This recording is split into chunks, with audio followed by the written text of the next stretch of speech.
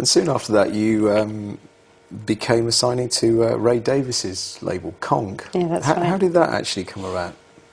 Well, my manager, Tony Dimitriades, was a very interesting person, and he had it in mind that he wanted to manage Ray.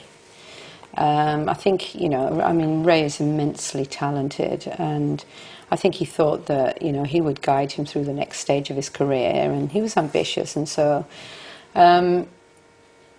I don't know what it was. He must have been talking to Ray, found out that Ray wanted to start a label, and I then became the bait for Ray and the label and getting in with Ray and that sort of thing. And I think he thought that he would start the label with Ray, with me as his artist, and then he would manage Ray, and he'd manage me, and he'd manage Conk, and he'd manage everything.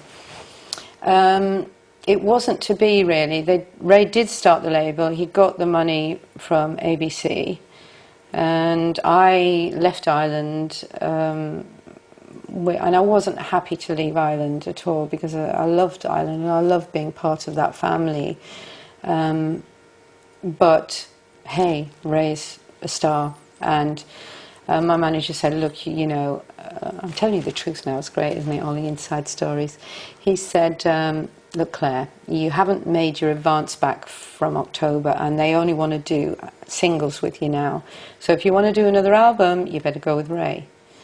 And so I reluctantly said yes. And then I signed to Conk.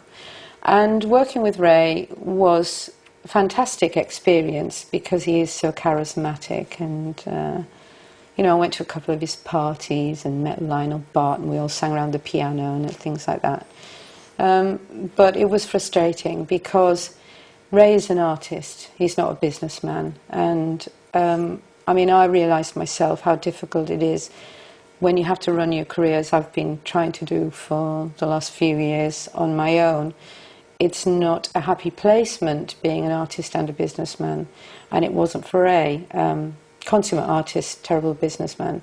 Couldn't get him on the phone, you know, couldn't reach him. He was often on tour, and, you know, I wanted to get my own little band together, and, you know, he wasn't happy with that. I wanted to move on. I'd been playing the circuit with my guitar for a number of years, and I was bored. I wanted a band. I'd seen other people with bands. I wanted to try it. But he said, no, I can't afford it. Sorry, you just carry on. And I was just bored, really, bored and frustrated, and so I drew back from Ray in a way. And then I met a chap called Rick Gretsch, who wanted me to be a country singer. He wanted to be Gram Parsons, and he wanted me to be Emmylou Harris. And I didn't know anything about country music, and he said, come meet me in Leicester, and I'll play you, you know, some country music. And so for a whole weekend he just played me, you know, record after record until you know, but I'll never forget the first time I saw Dolly Parton. That was something. I went, what is this person? But that was very interesting. So I got into country music for a while. But then, you know, I approached Ray and said, I want to do country, and I want to have a band. And, you know, he said, no, I want you to go with this producer and do a single. And then, you know, being petulant and bloody-minded, I said, no, I'm not going to do it. And then, you know, we kind of broke apart. And I haven't seen him since then, actually. But it'd be nice to run into him, you know, sometime, with a piano, and we can have another sing-song.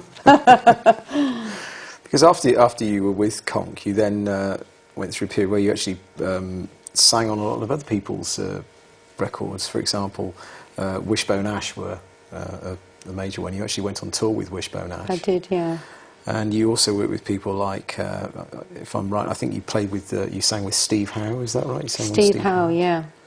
Yeah. And you appeared on a John Evangelis album as well. That's right. Well, I had strong connections with Yes, because my manager had managed Alan White, the drummer with Yes, and Alan was actually a big person in my life, because he had seen me performing in the Northeast.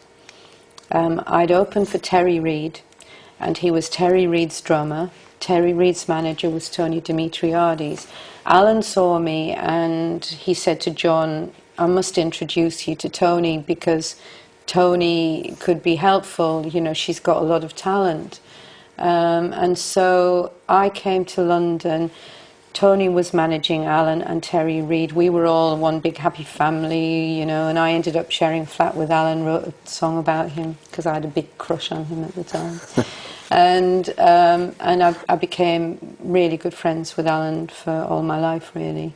And so when Alan joined Yes, I got to hang out with Yes a lot, and then Steve invited me to sing on his album, which is one of my, you know, classic rock track moments, I suppose, really. But yeah, I was surrounded by rock music, so I kind of was going down that route in a way, and it was funny that I ended up singing with Wishbone Ash, and that came about because Tony went to America to manage Tom Petty, and said, if you need any help, then go and see John Cherry, who was managing Wishbone Ash at the time. So I did. I went to see John and said, Johnny's gone to America and left me on my own. What am I going to do now? So he said, oh, come here, I'll put you with Wishbone Ash and you can do some writing with them. So it was really a writing project to begin with. And then I did some backing vocals for them. And then I didn't tour with them straight away. I think it was after the second album that I toured with them. And it was fantastic. Because it was the first time I'd ever been in a major band and, you know, had the whole limo thing and had the main dressing room. I'd always had the second dressing room with just, you know, a carton of orange and 2 bottles of beer. And now I had, you know, the spread and the whole thing. It was fantastic. Yeah, I loved it. Was it different for you as well, sort of singing on stage with a full band as well? Well, it was very different, and it had its own difficulties because my voice actually is not strong enough for rock. And I was trying to be Janis Joplin. I was trying to be a rock singer, and I just couldn't manage it. What actually happened is that I developed notes which I've still got to this day, and you can actually hear them. It's that grainy quality in my voice, those are notes. And in fact, I did get those on tour in America when I first had my band.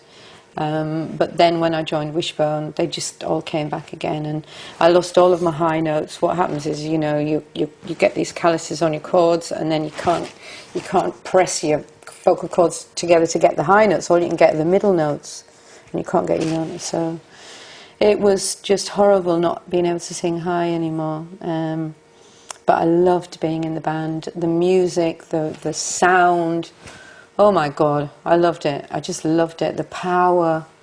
It was fantastic. It's such a heady mix. And to this day, you know, if I'm ever with a band, I just want to just be right back there again. I did some charity work recently in my town, and I sang with a band, and we did Sergeant Pepper. And it was just fantastic to be there in front of drums and guitar and bass and keyboards. Absolutely wonderful. And I only had 2 songs to sing. Well, actually, no, I did sing the whole album along with a load of other people, and my voice held up quite well, I'm pleased to say. So who knows? I might have another band again in the future. But I did have to, you know, to actually more or less leave the band because my voice couldn't hack it at the time. I'd overworked it, overused it.